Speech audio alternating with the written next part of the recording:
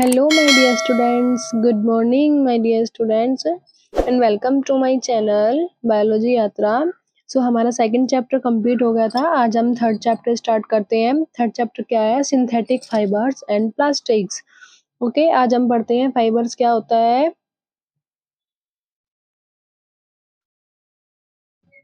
देखो, स्टार्ट करते हैं. The clothes which we wear are made of fabrics. ठीक है, यानी कि जो कपड़े हम पहनते हैं वो किससे बने होते हैं? फैब्रिक से बने होते हैं. And fabrics are made from fibres obtained from natural artificial sources. और फैब्रिक्स किससे बना होता है? यानी जो कपड़े हम पहनते हैं वो तो फैब्रिक्स के बने होते हैं. और जो फैब्रिक्स होता है वो किससे बना होता है? वो फाइबर से बना होता है. फाइबर्स हमें कहाँ से ऑब्टेन होता है? या तो नेचुरल से, या तो नेचुरल सोर्सेज, या तो फिर आर्टिफिशियल सोर्सेज. ठीक है. And can you name some natural fibres. क्या आप कुछ नेचुरल फाइबर्स के नाम जानते हो?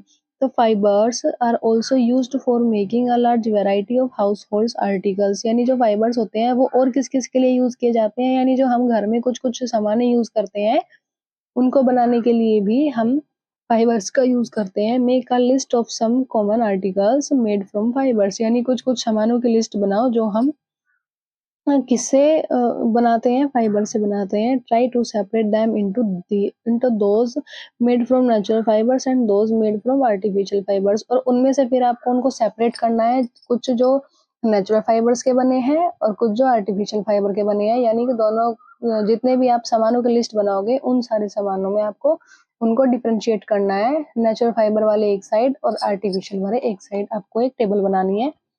Okay, so why did you label some fibres as artificial. तो आपने जो आर्टिफिशियल फाइबर्स होते हैं उनको क्यों क्यों लेबल किया है? You have read in your previous classes that natural fibres like cotton, wool, silk etc are obtained from plants और एनिमल्स.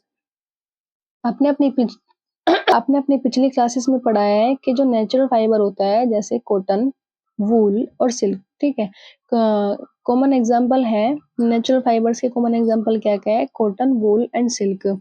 ये हमें किससे प्राप्त होता है? किससे मिलता है? ये हमें प्लांट से मिलता है या तो फिर एनिमल्स से मिलता है. यानी ये हमें नेचुरली मिल रहे हैं, इसलिए हम इनको नाम दे रहे हैं natural fibres. The synthetic fibres on the other hand are made by human beings. और जो फाइबर्स एक ह्यूमन के द्वारा बनाए जाते हैं उनको हम क्या बोलते हैं? उनको हम बोलते हैं सिंथेटिक फाइबर्स या फिर मैन मेड फाइबर्स. ओके, यानी जो हमें नेचुरली प्राप्त हो रहे हैं जैसे प्लांट से या फिर एनिमल से तो उनको हम नाम दे रहे हैं नेचुरल फाइबर्स. और जो हमें मिल रहे हैं किससे? मैन मेड के द्वारा या फिर जो ह्यूमन बनाता है खुद उसको हम बोलते हैं synthetic fibres. Next, what are synthetic fibres. Synthetic fibre क्या है? Try to recall the uniform pattern found in a necklace of beads joined with the help of a thread. ठीक है, तो हम एक यूनिफॉर्म पैटर्न देखते हैं. यूनिफॉर्म पैटर्न होता है यानी जो चीज हमने एक बार शुरू कर दी हम उसको बहुत काफी लंबे टाइम तक उसी पैटर्न को हम फॉलो करते जा रहे हैं, तो उसको हम बोलते हैं यूनिफॉर्म पैटर्न. यानी कि वो किस में पाया जाता है? बीड्स, जो छोटे छोटे बीज वगैरह होते हैं उसके नेकलेस में पाया जाता है, जो किससे ज्वाइन होता है? एक थ्रेड की हेल्प से ज्वाइन होता है. एंड और try to join a number of paper clips together to make a long chain as in figure 3.1. is there any similarity between the two? ठीक है. और एक तो आपने बना ली जो छोटे छोटे मोती होते हैं उसको हेल्प धागे की हेल्प से, एक थ्रेड की हेल्प से आपने उसको एक साथ ज्वाइन कर लिया उन सारे बीड्स को. सेकंड आपको क्या बनाना है? एक लॉन्ग चैन बनानी है पेपर की आपको एक लॉन्ग चैन बनानी है. और फिर आपको दोनों में देखना है दोनों में सिमिलरिटी है या नहीं है. ये देखो, ये बीड्स हैं, ये जो इसमें छोटे छोटे लगाए जा रहे हैं ये बीड्स आपको दिख रहे हैं. और ये है पेपर की हेल्प से आपने एक चैन ये बनाई है, ये आपने मोतियों की हेल्प से एक चैन बनाई है. तो आपको इनमें कोई सिमिलरिटी दिखाई दे रही है? अ synthetic fibre is also a chain of small units joint together. यानी जो सिंथेटिक फाइबर होता है वो भी एक स्मॉल स्मॉल यूनिट की ही चैन होती है जो एक साथ जुड़े रहते हैं. Each small unit is actually a chemical substance. और जो ये छोटी छोटी इसमें जो बता रखा है कि जो सिंथेटिक फाइबर होता है वो किसका होता है? वो एक चैन ही होती है स्मॉल यूनिट की. वो भी एक चैन होती है स्मॉल यूनिट की. और ये स्मॉल यूनिट होती क्या है? वो एक केमिकल सब्सटेंस होता है और कुछ नहीं होता. यानी कि केमिकल सब्सटेंस से ही वो चैन बनी होती है. Many Such small units combine to form a large single unit called a polymer. और इन्हीं छोटे छोटे यूनिट्स को कंबाइन करके क्या बनाया जाता है, एक लार्ज सिंगल यूनिट बनाई जाती है जिसको हम क्या बोलते हैं, पॉलीमर बोलते हैं. The word polymer comes from two Greek words, poly meaning many and mer meaning part unit. यानी कि ये जो पोलीमर हमने नाम दिया है ये कहाँ से आया है, ये एक ग्रीक वर्ड है और जिसमें पोली का मीनिंग होता है बहुत सारे और मर का मीनिंग होता है यूनिट, यानी कि बहुत सारी यूनिट जो किसकी होती है, केमिकल सब्सटेंस की होती है. ओके, इसीलिए यानी कि जब हम एक केमिकल सब्सटेंस को जब हम बहुत सारे मिला देंगे तो उसी से तो हमारी एक चैन बन रही है सिंथेटिक फाइबर की, और इसीलिए जब बहुत सारे यूनिट को मिला के हमने क्या नाम दे दिया, पॉलीमर नाम दे दिया. So a polymer is made of many repeating units, यानी कि एक यूनिट को रिपीट कर करके हमने क्या बनाया है, पॉलीमर बनाया है. पॉलीमर्स इन नेचर ऑल्सो, यानी कि पॉलीमर्स जो है वो प्रकृति में भी मौजूद होते हैं. जैसे कॉटन है, for example is a polymer cold cellulose. जैसे कॉटन है, एग्जाम्पल के लिए हम इसको क्या बोल सकते हैं, ये भी एक पॉलीमर होता है जिसको हम नाम दे देते हैं किसका, सेलुलोज का. कॉटन होता क्या है, सेलुलोज का ही तो पॉलीमर होता है. Cellulose is made up of a large number of glucose units. ठीक है, और ये सेलुलोज बनता किससे है, किससे बनता है, ग्लूकोज की यूनिट से बनता है. इसी को हम नाम दे देते हैं कॉटन का. Types of synthetic fibres, rayon. यानी हमें सिंथेटिक फाइबर्स के टाइप बताने हैं. अब सिंथेटिक फाइबर तो हमने पढ़ लिया क्या होता है, ठीक है, केमिकल सब्सटेंस की यूनिट होती है, एक छोटी छोटी यूनिट को मिला के पहले हम एक बड़ी यूनिट बनाते हैं. ओके, और उसी हम बड़ी यूनिट को हम नाम दे देते हैं क्या, सिंथेटिक फाइबर का. और कितने टाइप के फाइबर्स होते हैं, तो फर्स्ट हमें पढ़ना है रेयन. ओके, रेयन क्या होता है, you have read in class 7 that silk fibre obtained from silkworm was discovered in China as was kept as a closely guarded secret for a long time. आपने class 7th में पहले ही पढ़ लिया है कि जो सिल्क फाइबर होता है वो हमें किससे मिलता है, सिल्क वर्म से मिलता है. वो कहाँ पे डिस्कवर हुआ था, चाइना में डिस्कवर हुआ था. और उसका रखा कैसे गया था, एक क्लोजली गार्डेड सीक्रेट, यानी उसको बिल्कुल एक सीक्रेट की तरह रखा गया था कि किसी को अभी पता ना चले किस कितने के, यानी इस तरह से छुपा के रख दिया था कि जैसे कि सब कुछ रख के भूल गए कि कुछ था भी. फॉर अ लॉन्ग टाइम, उसको बहुत लंबे टाइम के लिए रख दिया गया था. Fabric obtained from silk fibre was very costly. Okay, और जो फाइबर हमें मिलता है, सिल्क से मिलता है, वो क्या होता है, वो बहुत ही महंगा होता है. But it's beautiful texture fascinated everybody, लेकिन इसका जो बहुत सुंदर टेक्सचर आता है वो सबको पसंद आता है. Attempts were made to make silk artificially, यानी इस सिल्क को आर्टिफिशियल बनाने के लिए बहुत सारे अटेम्प्ट्स ट्राई किए गए towards the end of this 19th century. ठीक है, और जब 19th सेंचुरी खत्म होने के टाइम पे थी तो scientist were successful in obtaining a fibre having properties similar to that of silk. तो जब 19th सेंचुरी का एंड आ गया था उस टाइम पे साइंटिस्ट जो है सक्सेसफुल रहे इसको प्राप्त करने में, यानी कि इस सिल्क का ही बिल्कुल सिल्क की सिमिलर प्रॉपर्टी वाला फाइबर को ऑब्टेन करने में हमारे साइंटिस्ट कामयाब रहे. Such a fibre was obtained by chemical treatment of wood pulp. और ये जो फाइबर था ये कैसे ऑब्टेन हुआ, हमें कहाँ से ऑब्टेन हुआ, एक केमिकल ट्रीटमेंट के थ्रू हमें ऑब्टेन हुआ. और केमिकल ट्रीटमेंट किसका था, वुड पल्प का वो केमिकल ट्रीटमेंट था. This fibre was called rayon और आर्टिफिशियल सिल्क. और इसी फाइबर को हम क्या बोलते हैं, या तो हम इसको रेयन बोल देते हैं या तो फिर हम इसको आर्टिफिशियल सिल्क का नाम दे देते हैं. Although rayon is obtained from a natural source wood pulp yet it is a man made fiber. ठीक है, और क्योंकि इस ये जो हमने वुड पल्प से जो हमने नेचुरल फाइबर बनाया है, रेयन बनाया है, तो ये क्या है, ये मैन मेड होता है, मैन मेड फाइबर ही तो होता है. It is cheaper than silk and can be woven like silk fibres. ठीक है, और ये जो जो प्योर सिल्क होती है ना, जो नेचुरल सिल्क होती है, उससे ये वाली सिल्क, रेयन वाली सिल्क जो है ये सस्ती होती है और इसको वूवन किया जा सकता है. जैसे जैसे नेचुरल सिल्क के फाइबर्स होते हैं इसको बिल्कुल सेम उनकी तरह ही बुना जा सकता है या फिर बनाया जा सकता है. It can also be died in a wide variety of colours. ठीक है, क्या कह रहे हैं कि इसको हम डाई भी कर सकते हैं, यानी इसमें हम कलर भी कर सकते हैं, जैसा हमारा मन करता है हम इसमें वैसा ही कलर दे सकते हैं। Rayon is mixed with cotton to make bedsheets और mixed with wool to make carpets. इस रेयन को, रेयन क्या होती है, एक आर्टिफिशियल सिल्क होती है, यानी इसको हम मिक्स कर सकते हैं, कॉटन के साथ मिक्स कर सकते हैं बेडशीट्स बनाने के लिए, और वूल के साथ मिक्स कर सकते हैं कारपेट्स वगैरह बनाने के लिए। ओके, तो रेयन का देखो हमें कितना फ़ायदा है कि हम जैसे मन मर्जी हमारी चाहे वैसे हम इसको मिक्स करके कोई दूसरा प्रोडक्ट बना सकते हैं, दूसरा फाइबर बना सकते हैं। वैसे ही जैसा हमारा मन करता है वैसा हम इसमें कलर ऐड कर सकते हैं, क्योंकि जो नेचुरल फाइबर होती है उसमें हम सारे कलर ऐड नहीं कर सकते। जिस कलर की वो है उसके आसपास के ही कलर उसमें सिर्फ डाई किए जा सकते हैं। नायलॉन इज सेकंड क्या है, सेकंड सिंथेटिक फाइबर होता है नायलॉन। ठीक है, nylon is another man made fibre. Nylon जो है एक दूसरा मैन मेड ही फाइबर होता है ये भी। इन 1931 it was made without using any natural raw material from plant और एनिमल। यानी कि ये क्या है, जो हमने रेयन बनाया था उसमें हमने फिर भी प्लांट का यूज किया था। क्या यूज किया था, वुड पल्प। ठीक है, वुड पल्प का केमिकल ट्रीटमेंट दिया था तभी हमें रेयन मिला था।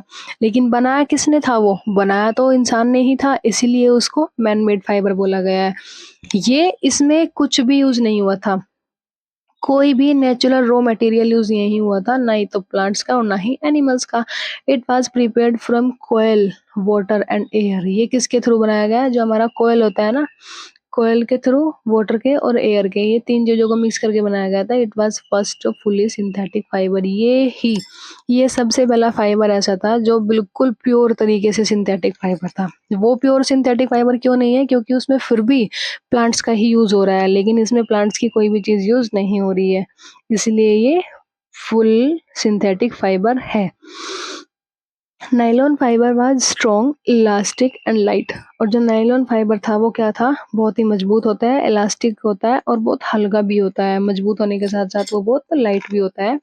It was lustrous and easy to wash. ठीक है, ये लचकदार बहुत होता था और इसको आसानी से धोया भी जा सकता है, वॉशिंग की जा सकती है। So it became very popular for making clothes. इसलिए ये सबसे ज़्यादा पॉपुलर होगा कपड़े बनाने के लिए। We use many articles made from nylon. जो यानी हम बहुत सारी ऐसे सामान अपने डेली यूज में यूज करते हैं जो नायलॉन से बने होते हैं, जैसे हमारी सॉक्स हो, रोप्स क्या होती है, रोप्स होती है रस्सियाँ, जो टेंट्स होते हैं, टूथब्रश होता है और कार की सीट बेल्ट होती है, स्लीपिंग बैग्स होते हैं, कर्टेन्स हैं, ठीक है, एक्सेट्रा एक्सेट्रा। बहुत सारी चीजें ऐसी होती है जो हम डेली यूज में या यूज करते हैं, नायलॉन से जो बनी होती है। Nylon is also used for making parachutes and ropes for rock climbing. ठीक है, नायलॉन को कहाँ पर और यूज किया जा सकता है, पैराशूट्स बनाने के लिए भी यूज किया जाता है, और जो रोक चढ़ने के लिए जो रस्सियां बनाई जाती हैं उनके लिए भी नायलॉन को यूज किया जाता है। A nylon thread is actually stronger than a steel wire. देखो, जो एक नायलॉन का थ्रेड होता है ना, वो किससे ज्यादा मजबूत होता है, जो हमारी स्टील होती है ना, स्टील के तार से भी ज्यादा मजबूत होता है हमारा नायलॉन का धागा। लेट अस फाइंड आउट, आओ हम पता लगाते हैं। सबसे पहले ये पढ़ लेते हैं एक बार, ये बूझो क्या कह रहा है। Is nylon fibre really so strong than that we can make nylon parachutes and ropes for rock climbing. तो ये पूछ रहा है कि नायलॉन फाइबर जो होता है क्या वो सच में इतना ज्यादा स्ट्रॉन्ग होता है कि हम उससे पैरासूट्स भी बना सकते हैं और हम उससे रॉक पर चढ़ने वाली रस्सियां भी बना सकते हैं, ये पूछ रहा है। तो अभी आपको एक्टिविटी करने के लिए दी गई है। देखो ये एक्टिविटी में क्या कह रहा है, take an iron stand with a clamp. Okay, आपको एक क्या लेना है, एक आपको आयरन की स्टैंड लेनी है। ठीक है, यानी कि ये देखो, ये दे रखा है ना, ये रहा आयरन का स्टैंड, आपको एक ऐसा लेना है। ओके, फिर take a cotton thread of about 60 centimetre length. फिर आपको एक कॉटन का थ्रेड लेना है जो लगभग कितना लंबा होगा, 60 सेंटीमीटर लंबा होगा। Tie it to a clamp. फिर आपको इसको बांध देना है, ये देखो इस तरह से आपको बांध देना है, that it hangs freely from it as shown in figure. ठीक है, आपको इस तरीके से बिल्कुल फ्रीली इसको टाई कर देना है। ठीक है, बिल्कुल फ्रीली इसको आपको टाई कर देना है। At the free and suspend a pen so that weight can be placed in it। ठीक है, फिर आपको इसमें एक पेन डाल देना है, यानी पहले आपने एक धागा लटका दिया बिल्कुल फ्री, फिर आपको इसी धागे में एक पेन और बांध देना है, ताकि हम इस पर कोई भी सामान अपना रख के और वेट कर सके उसका। Add weight one by one till the thread breaks. फिर आपको उस पर धीरे धीरे करके थोड़ा थोड़ा वजन बढ़ा, ये थोड़ा थोड़ा आपको वजन रखना है। तक कब तक रखना है? जब तक कि आपका धागा टूट नहीं जाता। Note down the total weight required to break the thread. और फिर आपको वो जितना भी टोटल वेट है, आपको वो वेट नोट कर लेना है, जितने वेट में आपका धागा धागा टूटा है। ठीक है, आप समझ पा रहे हो ना? यानी कि पहले आपको एक स्टैंड लेना है, उसमें आपको एक कॉटन का धागा बांधना है, फिर आपको उस धागे में एक प्लेट बांधनी है जिस पर आप वेट रख सको। फिर आपको थोड़ा थोड़ा वजन रखते जाना है। सबसे पहले आप इरेजर रखोगे, इरेजर के बाद आप थोड़ा सा और बड़ा सामान रखोगे, आप उसे थोड़ा सा और बड़ा सामान रखोगे। आप सामान तब तक रखते रहोगे जब तक कि वो धागा आपका टूट नहीं जाता। ठीक है, और फिर आपको वो वजन नोट कर लेना है, जितने वजन पे, जितने वेट पे आपका वो धागा टूटा है। ओके, उससे आगे क्या करना है? This weight indicates the strength of the fibre. इससे क्या होगा कि जितने भी वेट पे वो टूटा है, उस वो वेट आपको इंडिकेट करेगा कि उस फाइबर की स्ट्रेंथ कितनी है, वो कितना स्ट्रॉन्ग है। अब आपको repeat the same activity with thread of wool, polyester, silk and nylon. अब आपको वही सेम एक्टिविटी रिपीट करनी है। किस किस के साथ? वूल के धागे के साथ भी, पॉलिस्टर के धागे के साथ भी, सिल्क के धागे के साथ भी और नायलॉन के साथ भी। ठीक है, सेम प्रोसेस आपको फॉलो करनी है, यानी उतना ही वजन आपको रखते रहना है। बस चेंज क्या करना है कि आपने जो कॉटन का धागा लगाया था, उसकी जगह आपको पहले वूल का लगाना है, फिर पॉलिस्टर का लगाना है, फिर सिल्क का लगाना है एंड देन नायलॉन का लगाना है। फिर आपको टेबल बना लेनी है। Tabulate the data as shown in the table. फिर आपको सबसे पहले आपने कॉटन वाले का जो वेट था वो नोट किया था, फिर आप वूल वाला वेट नोट करोगे, पॉलिस्टर का करोगे, सिल्क का करोगे, नायलॉन का करोगे। देन आपको टेबल बना लेनी है पूरी and arrange the threads in order of their increasing strength. ठीक है, और फिर आपको एक इंक्रीजिंग ऑर्डर में आपको टेबल तैयार करनी है कि जिस धागे ने सबसे कम वेट लिया है वो आप सबसे पहले लिखोगे। फिर जो सबसे ज़्यादा वेट में टूटा है, जो धागा सबसे ज़्यादा वेट में टूटा है, उसको आप सबसे लास्ट में लिखोगे। यानी इंक्रीजिंग ऑर्डर समझ रहे हो ना आप? ठीक है, जिसने सबसे ज़्यादा वेट लिया है उसको आप सबसे लास्ट में लिखोगे, और वही धागा क्या है जिसने सबसे ज़्यादा वेट अपने ऊपर वो कर लिया, वही तो सबसे स्ट्रॉन्ग धागा होगा। तो you may use a hook or a nail on the wall for hanging the fibers and a polythene bag at the other end। दूसरी साइड आप क्या कर सकते हो? आप यूज कर सकते हो किस चीज का? या तो कोई नेल, कोई कील वगैरह जो होती है लोहे की, आप वो यूज कर सकते हो, यानी कि इसको आप टांगने के लिए किसी भी चीज का यूज कर सकते हो। पॉलीथीन बैग का, other other in place of weights you may use marbles और पेबल्स और सिमिलर साइज। ठीक है, और जो आपको इसमें, आपको जो इस प्लेट में, यहाँ पे जो ये प्लेट है, आपको ये जो प्लेट है इसमें आपसे वेट रखवाया जा रहा है। इस वेट में आप क्या क्या रख सकते हो? आप कुछ मार्बल्स वगैरह जो पत्थर होते हैं वो भी रख सकते हो, और जो कंकड़ होती हैं वो भी रख सकते हो। प्रिकॉशन आपको क्या लेनी है? Note that all thread should be of the same length and almost of the same thickness. ये सबसे ज़्यादा ज़रूरी आपको ध्यान रखना है कि जो आप धागा ले रहे हो, आपको नाप के लेना है, बिल्कुल मेजरमेंट के साथ लेना है कि सारे के सारे धागे बिल्कुल सेम लेंथ के होने चाहिए। अगर आप एक धागा 20 सेंटीमीटर का ले रहे हो तो सेकंड धागा भी आपको 20 सेंटीमीटर का लेना है, और उनकी थिकनेस भी सेम होनी चाहिए। ओके, अब हम लास्ट पढ़, शायद लास्ट ही है ये, इसके बाद देखते हैं। चलो नेक्स्ट पढ़ते हैं, पोलिस्टर एंड एक्रिलिक। ओके, ये भी क्या होता है? ये भी एक सिंथेटिक फाइबर होता है। Polyester is another synthetic fibre. Polyester हमारा दूसरा सिंथेटिक फाइबर होता है। Fabric made from the fibre does not gate wrinkled easily. ये फैब्रिक किससे बना होता है? फाइबर से, ऐसे फाइबर से बना होता है जो बहुत जल्दी सिकुड़ता नहीं है। Does not gate wrinkled, wrinkled होता है सिकुड़ना। ठीक है, यानी कि आसानी से सिकुड़ता नहीं है। It remains crisp and is easy to wash. ठीक है, ये बिल्कुल खड़ा-खड़ा रहता है और इसको वॉशिंग भी इसकी बहुत ईज़ी होती है, so it is quite suitable for making dress material. तो ये मटीरियल ड्रेसेस वगैरह बनाने के लिए सबसे अच्छा मटीरियल इसको माना जाता है। You must have seen people wearing polyester shirts and other dresses. आपने लोगों को देखा होगा जो पॉलिस्टर की शर्ट्स पहने होते हैं और अदर ड्रेस पहने होते हैं। Terylene is a popular polyester. Terylene जो होती है सबसे पॉपुलर पॉलिस्टर होती है। ये चीज़ आप याद रखना, आपसे एमसीक्यू में या फिर वन वर्ड में पूछा जा सकता है कि सबसे पॉपुलर पॉलिस्टर क्या होती है? टेरिलीन को बोला जाता है सबसे popular polyester. It can be drone into a very fine fibres that can be woven like any other yarn. ठीक है? और इसको क्या-क्या किया जा सकता है? इसको बहुत आराम से drone into very fine fibres, इसको बहुत आसानी से दूसरे फाइबर में भी इसको बुना जा सकता है। कोई और दूसरा इससे पैटर्न बनाया जा सकता है। कोई यार्न होता है धागा, धागा टाइप का ही होता है, उस कोई भी दूसरा टाइप का धागा बनाया जा सकता है। पहेली क्या कह रही है? My mother always buys PET bottles and PET jars for storing rice and sugars. I wonder that what PET is. मैं ये सोचती हूँ कि मेरी माताजी हमेशा पेट की बोतल्स खरीदती हैं, जार खरीदती हैं और उनमें क्या स्टोर करती हैं? राइस और शुगर को उन्हीं में ही स्टोर करती हैं। तो मुझे मतलब ये होता क्या है? मैं ये सोच रही हूँ कि ये होता क्या है? तो चलो देखते हैं पेट क्या होता है। PET is a very familiar form of polyester. PET जो होती है बहुत ही फैमिलियर फ़ॉर्म है, बहुत ही फ़ैमिलियर रूप होता है, पॉलिएस्टर का ही एक रूप होता है। It is used for making bottles, utensils, films, wires and many other useful products. और इसको क्या-क्या बनाने के लिए यूज़ किया जाता है? बॉटल्स बनाने के लिए, कोई बर्तन बनाने के लिए, फ़िल्म्स बनाने के लिए, तार बनाने के लिए और अदर जो यूज़फुल प्रोडक्ट्स होते हैं, उनको बनाने के लिए भी इसका यूज़ किया जाता है। लुक अराउंड यानी देखो चारों तरफ and make a list of things made of polyester. और आपको एक टेबल बनानी है जो किस-किस के बने होते हैं, यानी उन सामानों की आपको लिस्ट बनानी है जो पॉलिएस्टर के बने होते हैं। Polyester Poly plus ester is actually made up of repeating units of a chemical called an ester।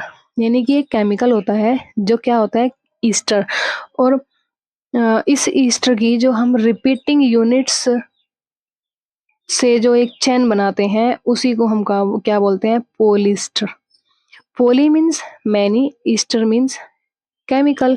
ठीक है? यानी कि उस केमिकल की बहुत सारी यूनिट्स को जब हम एक जगह रिपीट कर करके एक लंबी चेन बनाते हैं उसी को हम क्या बोलते हैं? पॉलिएस्टर बोलते हैं। Esters are the chemicals which give fruits their smell. ठीक है? ईस्टर्स क्या होता है? केमिकल्स होते हैं जो जिनके फ्रूट्स क्या करते हैं? जिनके फ्रूट्स में स्मेल आती है। Fabrics are sold by name like polycot, polywool, terricot etc.